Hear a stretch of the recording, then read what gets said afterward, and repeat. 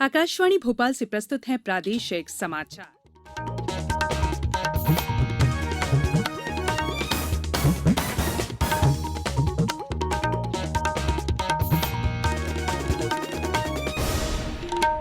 नमस्कार, समाचारों के साथ मैं संयुक्ता बैनर्जी। पहले मुख्य समाचार। आज संविधान दिवस है। संवैधानिक मूल्यों की रक्षा के लिए ली जाएगी शपथ। प्रदेश के सभी वन ग्रामों को राजस्व ग्राम बनाया जाएगा, कहा मुख्यमंत्री ने। कोरोना की रोकथाम के लिए केंद्र सरकार ने जारी किए नए दिशा निर्देश और प्रदेश में 1,81,000 से अधिक लोग कोरोना से स्वस्थ हुए। अब समाचार विस्तार से। भारतीय संविधान पारित किए जाने की वर्षगांठ के रूप में आज संविधान दिवस मनाया जा रहा है। इसे राष्ट्रीय विधि दिवस और भारत का संविधान पारित किए जाने के दिवस के रूप में भी जाना जाता है। वर्ष 1949 में आज ही के दिन देश की संविधान सभा ने भारत का संविधान पारित किया था, जो 26 जनवरी 1950 से लागू हुआ। आज राष्ट्रपति सुबह 11 बजे संविधान की प्रस्तावना पढ़ेंगे। इसका सीधा प्रसारण दूरदर्शन पर किया जाएगा। संविधान दिवस के अवसर पर प्रदेश में भी कई कार्यक्रम आयोजित किए जा रहे हैं। केंद्र और राज्य के शासकीय कार्यालयों में संविधान की प्रस्तावना पढ़ी जाएगी और अधिकारी कर्मचारी शपथ लेंगे। और अधिक ब्यौरा दे रहे हैं आकाशवाणी संवाददाता संजीव शर्मा। इस मौके पर संविधान के मूल्यों और सिद्धांतों के संबंध में चर्चा और वेबिनार का आयोजन भी होगा। मुख्यमंत्री शिवराज सिंह चौहान आज भोपाल में एनर्जी स्वराज यात्रा का शुभारंभ करेंगे। एनर्जी स्वराज फाउंडेशन तथा मध्य प्रदेश ऊर्जा विकास निगम द्वारा आयोजित इस कार्यक्रम के दौरान सौर बस और सौर घर का प्रदर्शन भी किया जाएगा। आज संविधान सभा के सदस्य और सागर स्थित केंद्रीय विश्वविद्यालय के संस्थापक डॉक्टर हरि सिंह गौर का भी 151वां जन्मदिन है। इस अवसर पर भी विभिन्न कार्यक्रम होंगे। संजीव शर्मा, आकाशवाणी समाचार, भोपाल। प्रधानमंत्री नरेंद्र मोदी आज वीडियो कॉन्फ्रेंसिंग के माध्यम से पीठासीन अधिकारियों के 80वें अखिल भारतीय सम्मेलन के समापन सत्र को संबोधित करेंगे। 2 दिन का ये सम्मेलन कल गुजरात के केवड़िया में शुरू हुआ। राष्ट्रपति रामनाथ कोविंद ने कल इसका उद्घाटन किया। इस सम्मेलन में उपराष्ट्रपति एम वेंकैया नायडू, गुजरात के राज्यपाल आचार्य देवव्रत और मुख्यमंत्री विजय रूपाणी भाग ले रहे हैं। लोकसभा अध्यक्ष ओम बिरला इस सम्मेलन की अध्यक्षता कर रहे हैं। पीठासीन अधिकारियों के अखिल भारतीय सम्मेलन की शुरुआत 1921 में हुई थी और ये इसका शताब्दी वर्ष है। इस बार सम्मेलन का विषय है विधायिका, कार्यपालिका और न्यायपालिका के बीच सौहार्दपूर्ण समन्वय, गतिशील लोकतंत्र की कुंजी। मुख्यमंत्री शिवराज सिंह चौहान ने घोषणा करते हुए कहा कि मध्य प्रदेश के सभी वन ग्रामों को राजस्व ग्राम बनाया जा रहा है और इन ग्रामों के लोगों को राजस्व ग्राम का लाभ प्रदान किया जाएगा। श्री चौहान कल उमरिया जिले के ग्राम डगडोआ में आयोजित जनजातीय गौरव सम्मान समारोह को संबोधित कर रहे थे। उन्होंने कहा कि आज से प्रदेश में जनजातीय ऋण मुक्त अधिनियम प्रभावशील हो गया है। अब किसी भी व्यक्ति को साहूकार के द्वारा अनाप शनाप पैसे के भुगतान को लेकर परेशान नहीं किया जाएगा। उन्होंने कहा कि अब प्रदेश में फिर से कोल विकास प्राधिकरण बनाया जाएगा। मुख्यमंत्री ने शहडोल संभाग में गौ फूड पार्क और शहडोल के मेडिकल कॉलेज का नाम बिरसा मुंडा के नाम पर किए जाने की घोषणा भी की। उन्होंने वन उपज हर्रा, बहेरा, अचार आंवला के साथ अब महुआ फूल की नई दरों की घोषणा करते हुए कहा कि अब प्रदेश में महुआ फूल 40 रुपए किलो खरीदा जाएगा। केंद्रीय मंत्रिमंडल ने national investment and infrastructure fund NIIF द्वारा आयोजित ऋण प्लेटफॉर्म में 6,000 करोड़ रुपए के पूंजी निवेश की मंजूरी दी है। NIIF निधि 2 कंपनियों असीम इंफ्रास्ट्रक्चर फाइनेंस लिमिटेड और NIIF इंफ्रास्ट्रक्चर फाइनेंस लिमिटेड से मिलकर बनी है। केंद्रीय वित्त मंत्री ने अर्थव्यवस्था को बढ़ावा देने के लिए सरकार के प्रोत्साहन पैकेज के तहत 12 नवंबर को आत्मनिर्भर भारत के अंतर्गत जिन 12 उपायों की घोषणा की थी, ये उनमें से एक है। मंत्रिमंडल के फैसलों के बारे में जानकारी देते हुए सूचना और प्रसारण मंत्री प्रकाश जावड़ेकर ने बताया कि NIIF infrastructure debt financing platform अगले 5 वर्षों में अवसंरचना क्षेत्र को करीब 1 लाख करोड़ रुपए का ऋण उपलब्ध कराएगा।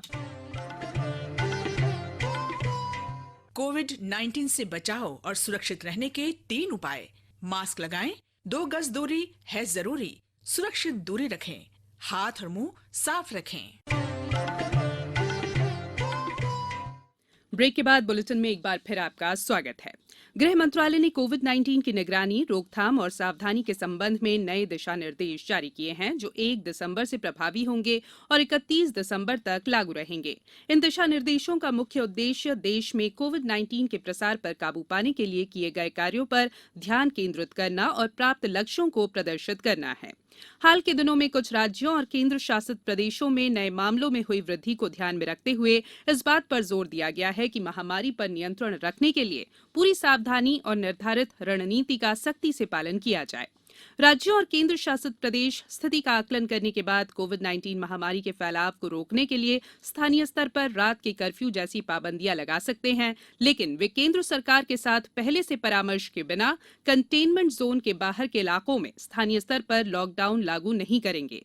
राज्यों और केंद्र शासित प्रदेशों को कार्यालयों में सोशल डिस्टेंसिंग का पालन करना होगा।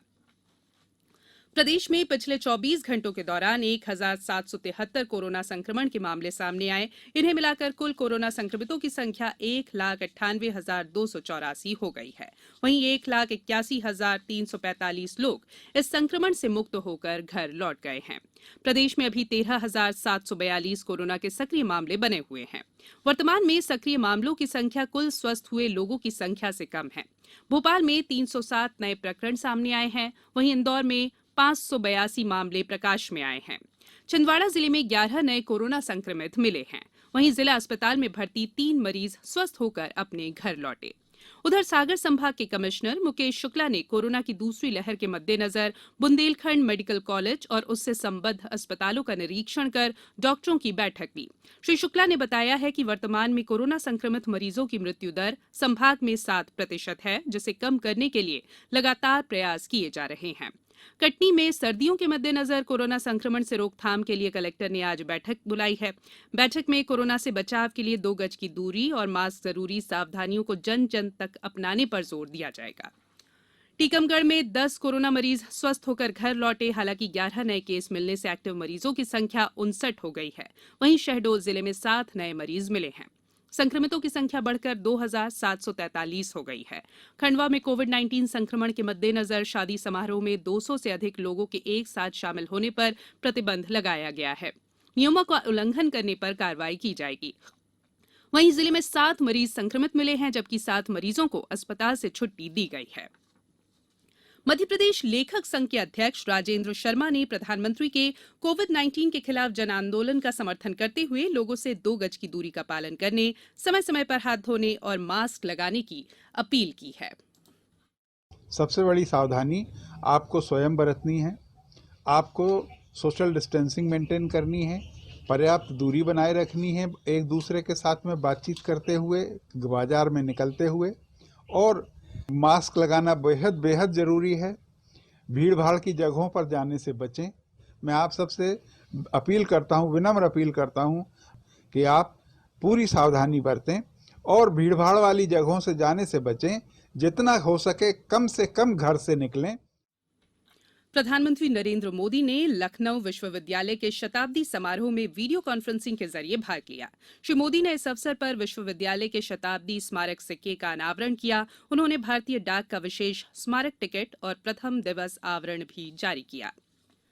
महान फुटबॉल खिलाड़ी डिएगो मैराडोना का दिल का दौरा पड़ने से देहांत हो गया। अपने दौर के सर्वाधिक चर्चित और श्रेष्ठ फुटबॉल खिलाड़ी मैराडोना 60 साल के थे। मैराडोना को इस महीने के शुरू में उनके जन्मदिन के कुछ दिन बाद निरंतर थकान की शिकायत के बाद अस्पताल में भर्ती कराया गया था। उनके मस्तिष्क से रक्त का थक्का हटाने के लिए सर्जरी के बाद अस्पताल से छुट्टी दे दी गई थी। कल तड़के मैराडोना को दिल का दौरा पड़ा और डॉक्टर उन्हें बचाने में विफल रहे। दिग्गज खिलाड़ी मैराडोना ने 16 साल की आयु में फुटबॉल का करियर शुरू किया था और आगे चलकर इस खेल के महानतम खिलाड़ी बने। 1986 में अर्जेंटीना की टीम को दूसरा विश्व कप खिताब दिलाने में उनकी मुख्य भूमिका रही थी।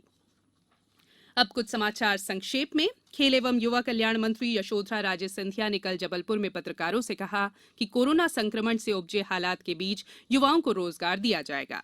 विदिशा जिले में अब आंगनवाड़ी केंद्रों में कुपोषित बच्चों की जानकारी फोटो, नाम सहित सूचना पटल पर चस्पा की जा रही है, ताकि आम जनों को ये पता चल सके कि आंगनवाड़ी केंद्र में दर्ज कौन सा बच्चा कुपोषित है और उसकी देखभाल के लिए क्या विशेष प्रयास किए जाने हैं। और ग्वालियर में इंक्यूबेशन सेंटर बहुदिव्यांग बच्चों के लिए शिक्षा का केंद्र बनेगा। स्पेशल बच्चों को समाज की मुख्यधारा से जोड़ने के लिए स्मार्ट सिटी ये पहल कर रहा है। अंत में बुलेटिन के मुख्य समाचार एक बार फिर। आज संविधान दिवस है। संवैधानिक मूल्यों की रक्षा के लिए ली जाएगी शपथ। प्रदेश के सभी वन ग्रामों को राजस्व ग्राम बनाया जाएगा, कहा मुख्यमंत्री ने। कोरोना की रोकथाम के लिए केंद्र सरकार ने जारी किए नए दिशा निर्देश और प्रदेश में 1,81,000 से अधिक लोग कोरोना से स्वस्थ हुए। इस बुलेटिन में फिलहाल इतना ही। बुलेटिन के अंत में एक अपील, मास्क और 2 गज की दूरी, हाथ धोना भी है जरूरी। नमस्कार।